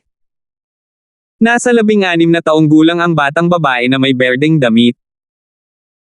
Ang kanyang hitsura ay hindi maituturing na napakaganda, ngunit ang kanyang bahagyang inosenteng mukha ay naglalaman ng isang pahiwatig ng alindog. Kasama ang kanyang inosenteng ugali, nakabuo sila ng magkasalungat na kombinasyon. Isang alilang babae na may ordinaryong hitsura ang sumunod sa kanyang likuran at tumayo sa kanyang likuran. Miss Clayton, pasensya na, naupo na ang young master na ito sa upuan. Pwede bang pumili ka ng ibang upuan? Sabi ng attendant na nagdala kina Alvin at Kelly. Mapagpakumbaba ang ngiti sa kanyang mukha, ibig sabihin ay halatang nakilala niya ang dalagang nakasuot ng berde. Nagustuhan ng miss na ito ang upuang ito. Bilang isang regular na customer ng Agarwood Restaurant, hindi ba ako nakakakuha ng ganitong espesyal na pagtrato? Itinaas ng batang babae na nakaberdeng damit ang kanyang mapagmataas na ulo, na sumulyap sa attendant na may pagkukunwari. Ayaw ng miss na ito na may kasama akong estranghero kapag kumakain ako. Walang pakialam na sabi niya habang nakatingin kay Kelly, na nakaupo sa tapat niya. May selo sa mga mata niya. Young master, bakit hindi mo? Ang ibang attendant na sumusunod sa batang babae na nakaberdeng damit ay tumingin kay Alvin, gusto siyang lumipat ng upuan. Ngunit nang mapansin niyang hindi siya pinapansin ni Alvin, napatawa na lamang siya ng mapait at nakatikom ang kanyang bibig. Young master, bakit hindi tayo lumipat ng upuan? Sa sandaling ito, tumingin si Kelly kay Alvin. Napansin niya na ang Miss Clayton na ito ay isang kagalang-galang na pamilya na may mataas na katayuan. Bagamat ang kanyang hitsura at disposisyon ay mas mababa kaysa kay Kelly, ang aura na hindi niya sinasadya ay nagdiin kay Kelly hanggang sa hindi na siya makahinga ng maayos. Kahit na matagal na niyang sinusundan si Alvin, mayroon siyang pakiramdam ng kababaan sa kaibuturan ng kanyang puso dahil sa kanyang mababang kapanganakan. Napansin ni Alvin ang tingin ni Kelly at agad na naunawaan ang kanyang iniisip. Naunawaan niya na kung gusto niyang palayain ni Kelly ang pakiramdam ng kababaan sa puso nito, kailangan niyang gumawa ng magandang halimbawa. Kailangan niyang ipaalam man lang kay Kelly na sa mundong ito, ang dignidad at dangal ay mga bagay na kailangan mong ipaglaban ng mag-isa. Kelly, pwede mo bang sabihin sa akin kung bakit tayo dapat magpalit ng upuan? Tanong ni Alvin sa malumanay na boses habang magiliw na nakatingin kay Kelly. Young Master, ako. Hindi alam ni Kelly ang sasabihin. Kelly, kailangan mong tandaan na simula noong araw na sinundan mo ako pauwi, tumigil ka na sa pagiging Kelly na dati. Sana ay makakita ako ng tiwala sa iyo, ikaw na nagkaroon ng bagong buhay, at hindi ang dating ikaw. Naiintindihan mo ba? Ginabayan si Alvin ng matyaga at malumanay. Young Master, nagkamali ako. Bahagyang namumula ang mga mata ni Kelly habang nakababa ang ulo. Hoy! Narinig ba ninyo akong dalawa? Itong miss na ito ay hindi mahilig sa mga estranghero sa paligid kapag siya ay kumakain, kaya bilasan mo at FK off. Matapos marinig ang pag-uusap ni na Alvin at Kelly, ang batang babae na nakadamit sakam ay nagalit dahil sa kahihiyan at sinigawan ito. Miss Clayton, tama ba? Biglang tumingin si Alvin sa batang babae na nakasuot ng berde. Bibigyan kita ng oras ng 3 paghinga para makaalis sa upuan ko, kung hindi. Haharapin mo ang mga kahihinatnan. Ang mga mata ni Alvin ay kumislap ng malamig na liwanag. Pinigilan ang boses niya hanggang sa naging mabangis at mahina. Nagbago ang mukha ng dalagang nakasuot ng berde. Nang magsisimula na siyang manligaw. Naramdaman niya ang isang malamig na aura na nagmumula sa kabataan at bumaba sa kanya, pinipigilan siya hanggang sa hindi na siya makahinga. Naging sanhi pa ito ng pamumutla ng mukha niya. 2 pang hininga ang natitira. Muling tumunog ang mahina at mabangis na boses. Sa pagkakataong ito, mas pinigilan siya ng nagyayelong malamig na aura. Halos gumuho ang kamalayan ng batang babae na nakasuot ng berdeng damit, ngunit bilang anak ng patriarch ng pamilya Clayton, ang kanyang pagmamalaki bilang panganay na anak ng pamilyang Clayton ay nagbigay daan sa kanya na magdikit ang kanyang mga ngipin at magtiyaga. Isang hininga pa ang natitira. Ang mahina at mabangis na boses ay tumunog sa pangatlong beses na parang kulog. Kasabay ng boses sa pagkakataong ito ay hindi lamang ang malamig na aura kundi pati na rin ang bakas ng uhaw sa dugo na aura. Ang mukha ng batang babae na nakaberdeng damit ay namumutla. Nang dumating siya sa puntong hindi na siya makatiis, napatayo siya sa gulat. Habang walang magawang pinapanood si Alvin na nakaupo, ang nakakatakot na aura na pumipigil sa kanya ay unti-unting nawala. Sino ka? Walang gana ang tanong ng dalagang nakaberdeng damit matapos huminga ng malalim. Hindi niya maintindihan kung paanong ang isang kabataang mukhang mas bata sa kanya ay may nakakatakot na aura. Kanina, naramdaman niyang para siyang isang osere na umahan mula sa kailaliman ng impyerno. Ang buong katawan niya ay naglalabas ng malamig at uhaw sa dugo na aura. Hindi siya nag-alinlangan na kung siya ay nagpatuloy sa pag-upo, isang kakilakilabot na kahihinatnan ang mangyayari sa kanya. Dalhan mo ako ng 2 sa iyong specialty dim sums. Dalhan mo rin ako ng 2 mangkok ng soya bean milk. Dahan daw ang sinabi ni Alvin. Kumilos siya na para bang hindi niya narinig ang batang babae na nakaberdeng damit at sa halip ay tumingin sa mga tulalang attendant. Oo. Magalang na tumugon ang isa sa mga katulong at umalis. Sa kanyang opinyon, ang isang taong nang-ahas na sumalungat sa panganay na anak na babae ng pamilya Clayton, si Minerva Clayton, ay hindi ordinaryong tao. Hoy! Kinakausap kita. Hindi mo ba ako narinig? Si Minerva ay nasa bingit ng pagngangalit. Mula nang maalala niya, siya ang pinakamamahal na anak ng kanyang mga magulang at patuloy na nililigawan. Ito ang unang pagkakataon na talagang may hindi pinansin sa kanya. Kelly, ang dim sum dito ay maganda. Dapat mong subukan ang ilan.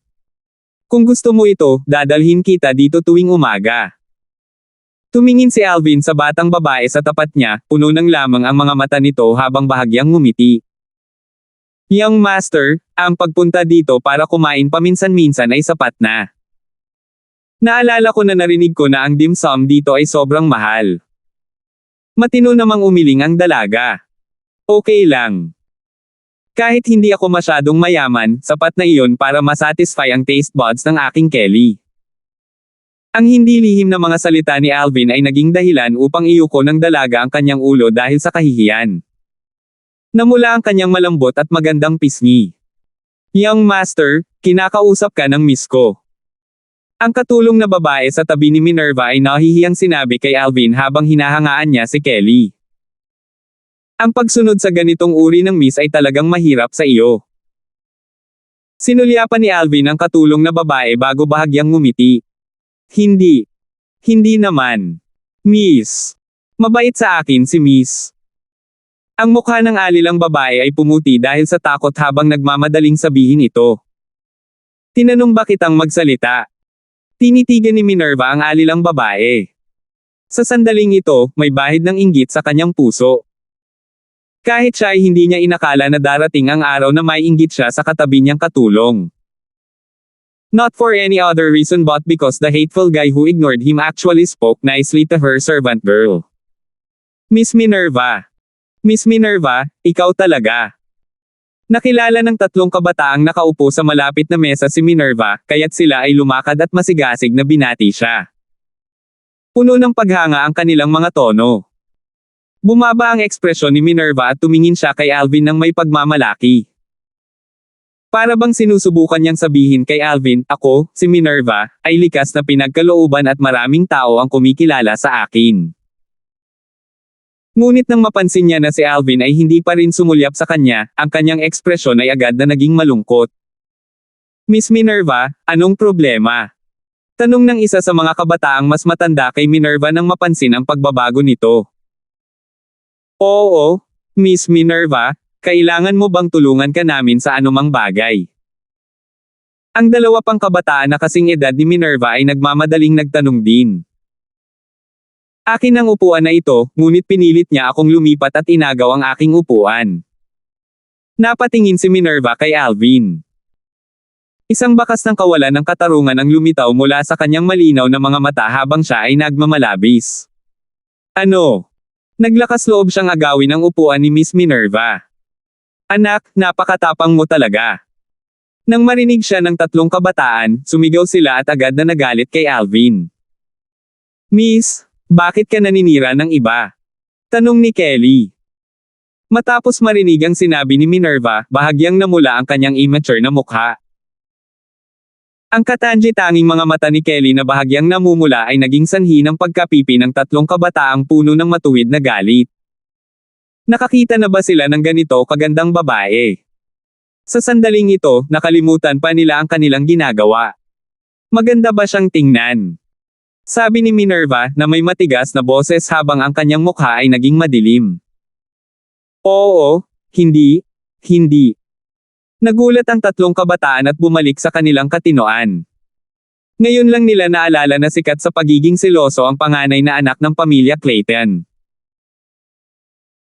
Di umano, matagal na ang nakalipas, pinuri ng isang alipin ng pamilya Clayton ang isang alilang babae na mas maganda kaysa sa kanya, at bilang resulta pareho, ang alipin at alilang babae ay parehong nawala sa hangin.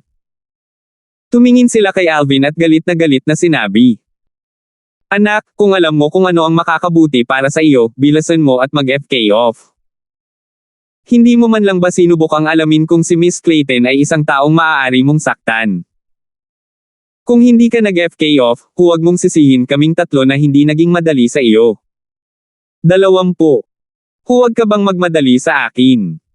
Matapos marinig ang sinabi ng tatlong kabataan, nagsimulang tumawa si Alvin, tumawa ng inosente at walang muwang. Anong tinatawa-tawa mo? Sigaw ng isa sa mga kabataan, na may malungkot na mukha. Naiintindihan ko ang iyong damdamin ng pagsisikap na magpakita sa harap ni Miss Clayton. Ngunit ang palagay ko ay nakakatawa ay, saan ba kayong tatlo nakakuha ng confidence para isipin na may kakayahan kayong hindi magpakatanga sa akin? Kung hindi ako nagkakamali, kayong tatlo ay mula sa pamilya Fade, di ba? Lalong lumawak ang ngiti ni Alvin. Ang kanyang matatalinong mata ay tila nakakakita sa kanila. Sa totoo lang, sa mga alaala ng lumang Alvin, may mga malabong alaala ng isa sa mga kabataan. Dapat siya ay isa sa mga young master ng pamilya Fade, ang mga alipin ni Gian. Tama ka, kami ay mula sa pamilyang Fade. Ngayon ay nandito na ang aming mga miyembro ng pamilya Fade at Clayton, at ikaw ay isang maliit na bata. Huwag mong sabihin sa akin na plano mong labanan kami. Oo, maaari bang makipagtalo ang isang batang tulad mo sa pamilya Fade at Clayton? Bilasan mo at yumuko at humingi ng paumanhin na ibigay kay Miss Clayton, at baka mabuhay ka pa namin. Ang tatlong kabataan ng pamilya Fade ay nagbanta kay Alvin na parang nakalimutan nila na sila mismo ay maliliit na bata lamang na mas matanda sa kanya. Naniniwala ako na ang panganay na anak na babae ng pamilya Clayton ay maaaring kumatawan sa pamilya Clayton. Tinanggo ni Alvin ang kanyang ulo ng buong seryoso, na naging sanhi ng pagiging kampante ni Minerva, na nakatayo sa gilid. Ngunit, ang sinabi ni Alvin pagkatapos noon ay naging sanhi ng pagkaitim ng kanyang mukha. Ngunit kayong tatlo na nanghihina ang mga paa sa sandaling makakita kayo ng babae, maaari bang kumatawan kayong tatlo sa pamilya Fade? Pero kailangan kong sabihin, ito ang pinakakitawa-tawang biro na narinig ko sa buong buhay ko. Nagmamaktol pa nga ako kay Miss Clayton. Sa tingin mo ba ay magiging iba ito para sa inyong tatlo? Ang mukha ni Alvin ay may masamang ekspresyon nang matapos siyang magsalita. Gayunpaman, ang kanyang mga mata ay naglabas ng isang pilyang ngiti, na para bang sinasadya niya ito. Nililigawan mo si kamatayan. Ang tatlong kabataan ng pamilya Fade ay nagalit dahil sa kahihiyan habang pinagtatawanan sila ni Alvin sa harap ni Minerva. Ano, gusto mong lumaban? Nagsimulang tumawa si Alvin. Alam ko na ang iyong Agarwood Restaurant ay may malaking background, kaya kung sila ang unang pumutok, sana ay makapagpatoto ka para sa akin. Sabi ni Alvin habang agad na nakatingin sa attendant na nakatayo hindi kalayuan sa kanila. Nang tumingin ng malalim ang attendant kay Alvin, napansin niya ang malayong paningin at kumpiyansa na kahit na ang isang may sapat na gulang ay maaaring hindi talaga, na parang ang lahat ay nasa ilalim ng kanyang kontrol. Paano kung gawin natin ang unang suntok? Atake! Sigaw ng isa sa mga kabataan ng pamilya Fade. Ang tatlo sa kanila ay umatake sa oras na iyon, marahas na lumapit kay Alvin. Ang kanilang mga pag-atake ay walang awa, direktang nagpuntirya para sa mahahalagang puntos. Young Master! Bulalas ni Kelly habang naghahanda na kunin ang kanyang espada. Ngunit habang ang kanyang kamay ay nakauna at patungo sa espada na nasa mesa, napansin niyang nasa kamay na ito ni Alvin. Nakita niya lamang ang isang bahid ng violet na kumikislap bago bumalik sa kaluban na may kumalatong. Sa susunod na sandali, sinabayan pa ng tatlong matinis na sigaw ay 6 na linya ng dugo ang nag-spray out. Ang mga pulso ng tatlong kabataan ay marahas na nagsaboy ng dugo nang walang anumang senyales ng paghinto. Bibigyan kita ng 3 hininga para mawala sa paningin ko, kung hindi, mamatay ka. Pinigilan ng walang pakialam na boses ni Alvin ang matinis na sigaw ng tatlong kabataan. Matapos marinig ang sinabi niya ay agad na nagbago ang mga mukha nila. Hindi pinapansin ang kanilang mga kamay, na marahas na nagwisik ng dugo at nawawala ng pakiramdam, nagmamadali silang bumaba sa ikalawang palapag ng Agarwood Restaurant. Gamit lamang ang 2 paghinga ng oras, nawala na sila sa paningin ni Alvin. Kapag ang isang tao ay nahaharap sa kamatayan, nagagawa nilang pukawin ang potensyal sa loob ng kanilang mga katawan. Napanganga ang attendant sa gilid. Hanggang ngayon ay hindi pa rin siya nakakabawi pagkatapos niyang makita ang tagpong iyon. Sa kanyang opinyon, ang espada ni Alvin ay masyadong mabilis. Napakabilis na kahit isang 5th level body tempering martial artist na tulad niya ay hindi ito makita ng malinaw. Ang mukha ni Minerva ay mapatla at ang kanyang tingin ay puno ng takot. Ang katulong na babae sa tabi ni Minerva ay nawalan pa ng kalmado at napasigaw. Sa sobrang takot niya ay nagsimulang manginig ang buong katawan niya, hindi man lang naglakas loob na sumulyap kay Alvin. Ang kabataang kanina pa nakangiti sa kanya ay buhay na hari ng impyerno sa kanyang paningin. Si Kelly, na nakaupo sa tapat ni Alvin, ay hindi rin maganda ang ekspresyon.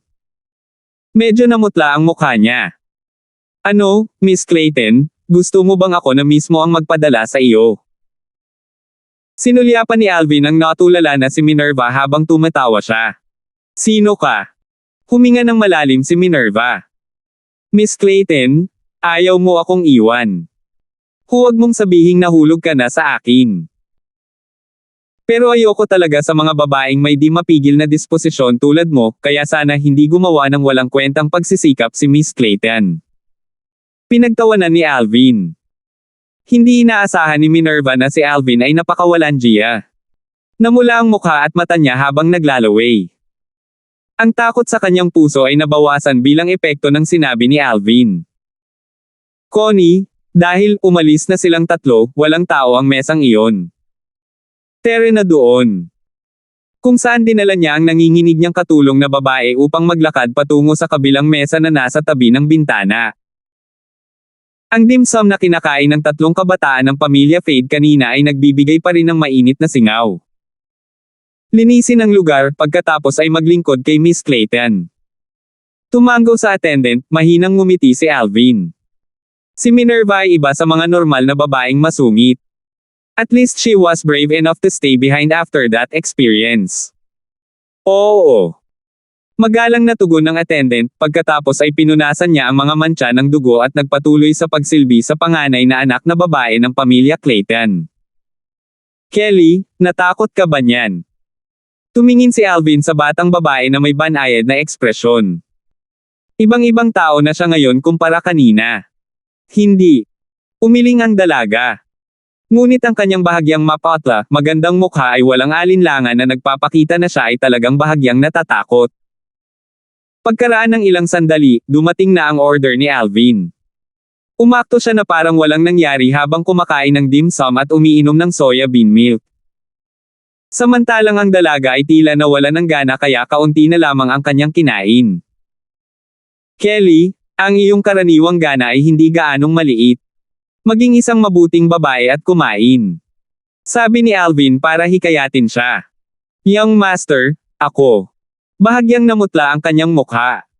Parang inaalala niya ang eksena kanina. Kelly, sooner or later I will leave Fresh Breeze Town. If you're planning to follow me, then you have to be prepared mentally, dahil baka mas marami pang madugong mangyari sa hinaharap. Naiintindihan mo ba? Syempre, kung wala kang planong sundan ako, just take it as I never said a word. Sinadya ni Alvin na bumantong hininga, dahan-daang nagsalita. Young master, naiintindihan ni Kelly. Kakain na si Kelly. Huwag mo sanang iwan si Kelly. Dali-dali niyang kinuha ang mga dim sum at nagsimulang kumain ng may maislan at nakakaantig na ekspresyon. Kahit sinong makakita sa kanya ay hindi mapipigilan ang kanilang sarili na mahalin siya. Imposibleng sabihin na hindi naramdaman ni Alvin ang sakit ng kanyang puso nang makitang ganito si Kelly. Ngunit alam niyang kailangan niyang patigasin ang kanyang puso, dahil doon lang masusuklam si Kelly, hahayaan siyang mabilis na maalis ang kaduwagan sa kanyang puso. Hoy! Ikaw, kung hindi ka aalis ngayon, hindi ka ba natatakot sa pamilyang Fade na darating para guluhin ka? Ang boses ni Minerva ay nagmula sa malayo at pumasok sa tainga ni Alvin. Hindi ko idadahilan si Miss Clayton ng pag-aalala. I bet Miss Clayton actually hindi na makapaghintay na dumating ang mga tao ng Fade family at lihim na umaasa na magmadali sila, di ba? Walang pakialam na sabi ni Alvin. Iniinis mo ako, ginagalit mo ako. Si Minerva, na naasar sa sinabi ni Alvin, ay nagngangalit ang kanyang mga ngipin at nagngangalit sa kanyang puso. Maaga o huli malalaman ko kung sino ka, at hinding-hindi kita bibitawan, kahit kailan. Itong Minerva ay talagang jinx. Pagkatapos niyang kumain, dumungaw si Alvin sa bintana at napansin niyang bumalik na ang tatlong kabataan noon. Ang kanilang mga kamay ay nalagyan ng benda at sila ay naglalakad ng may masiglang mga hakbang. May dala silang isang malungkot na mukha na 20 taong gulang na binata at agresibong papalapit. Mabilis na pumasok ang apat sa Agarwood Restaurant. Nang mahuli ang eksenang ito ng kalapit na Minerva, nagliwanag ang kanyang mga mata sa nakangiting ekspresyon. Nang sumulyap siya kay Alvin, kumikilos ang kanyang puso. Kaya hindi ka nakinig sa payo ko, ngayon ay personal na dumating ang junior manager ng Fade Family Medicine Store. Tingnan natin kung matatawa ka pa ngayon. Kung nagmamakaawa ka sa akin at yumuko ng 3 beses para sa akin, baka pag-isipan kong tulungan ka. Kuya Alan, siya iyon. Dinala ng 3 kabataang pamilya ng Fade ang binata sa ikalawang palapag, pagkatapos ay bumagsak sila sa isa't isa upang iunat ang kanilang mga kamay at itinuro si Alvin habang nagngangalit ang kanilang mga ngipin. Manatiling kalmado at pag-usapan ang bagay na ito. Manatiling kalmado. Nagmamadaling kumbansihin ang kasambahay na nakasunod sa likuran. Manatiling kalmado at pag-usapan ang bagay na ito. Ang binata, ang junior manager ng tindahan ng gamot ng pamilya Fade, si Alan, ay winalis ng malamig na tingin ang mga attendant. Bakit walang sino man sa inyo ang humihikayat sa kanya nang ang mga litid sa kamay ng aking mga miyembro ng pamilya Fade ay naputol? FK off. Dahil sa sinabi ng binata, nagbago ang mukha ni Minerva. Putulin ang mga litid sa mga kamay. Sa isang iglap, bumangon ang lamig sa kanyang puso. Ang kanyang tingin kay Alvin ay naglalaman ng takot. Sa orihinal na akala ni Alvin ay pinadugo lamang ni Alvin ang 3 kabataan ng pamilyang Fade, ngunit hindi niya akalain na pinutol talaga nito ang mga litid sa kanilang mga kamay. Kapag ang mga litid sa kamay ay naputol, kahit na ito ay gumaling, ang kamay ay hindi kailanman magiging sensitibo tulad ng dati. Para sa isang martial artist, ito ay walang pinagkaiba sa pagputol ng magkabilang braso. Ikaw, kitilin mo ang sarili mong buhay. Malamig na tinitigan ni Alan si Alvin na parang nakatingin sa isang patay na tao. Sa kanyang opinyon, ang isang pang-4 na antas ng body tempering na bata ay hindi naiiba sa isang patay na tao. Hehe. Ano, binugbog ko yung maliliit, tapos yung malaki hindi na makapaghintay na tumalon. Ang pinakamaliit sa inyong 3 ay mas matanda pa sa akin. Dahil kaya kitang patakasan at pilitin na makakuha ng reinforcements, dapat ba akong makaramdam ng labis na karangalan at pagmamalaki? Kayong 3 talaga ang ipinagmamalaki ng pamilya Fade. Tumawa si Alvin. Siya ay ganap na hindi pinapansin si Alan at sinulyapan ang 3 kabataan ng pamilya Fade ng may paghamak. Itikom mo ang iyong bibig. Nanlamig ang mga mata ni Alan, pagkatapos ay sumulong siya ng may mahigpit na sigaw, na ipinapadyak ang kanyang mga paa sa lupa. Akmang aatake na siya. Tumigil ka. Maya-maya lang, isang malamig at walang pakialam na boses ang narinig. Kung saan ang isang nasa katanghaliang gulang na lalaki na nakasuot ng berdeng damit ay makikitang naglalakad. Ang mga attendant na naruroon ay magalang na yumukod sa kanya, magalang na tinatawag siyang Manager Ma. Manager Maria. Nang makita niya ang nasa katanghaliang gulang na lalaki, lumuwag ang mukha ni Alan at nagpakita ng kaunting paggalang. Junior Manager Fade, dapat alam mo ang mga patakaran ng aming Agarwood Restaurant. Ang anumang problema ay kailangang ayusin sa labas. Ang Agarwood Restaurant ay hindi isang lugar kung saan maaari kang kumilos ayon sa gusto mo. Walang pakialam na sabi ng medyo may edad na. Okay. Huminga ng malalim si Alan. Hihintayin kita sa labas ng pinto ng restaurant. Kung wala kang bola, maaari kang manatili dito habang buhay. Ang nagyayelong malamig na titig ni Alan ay panandaliang winalis si Alvin bago siya umalis. Huwag kang mag-alala, kapag natapos na kumain ang aking Kelly, aalis na ako. Bahagyang ngumiti si Alvin na para bang wala siyang pakialam sa sinabi ni Alan.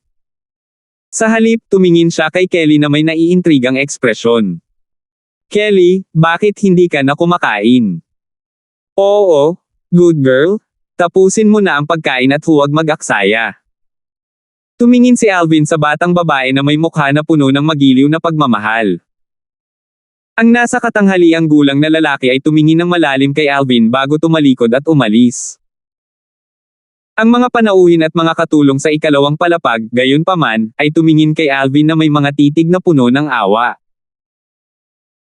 Sa kanilang opinyon, kahit na ang lakas ng kabataang ito ay higit sa iba pang mga kaparehong edad, siya ay isang 15 taong gulang na kabataan kung tutuusin, at si Alan, sa kabilang banda, ay 20 taong gulang at isang ika-6 na antas ng body tempering martial artist. Imposibleng maging katapat ng kabataan si Alan. Salamat po at sinamahan ninyo ako, ingat lagi mga master.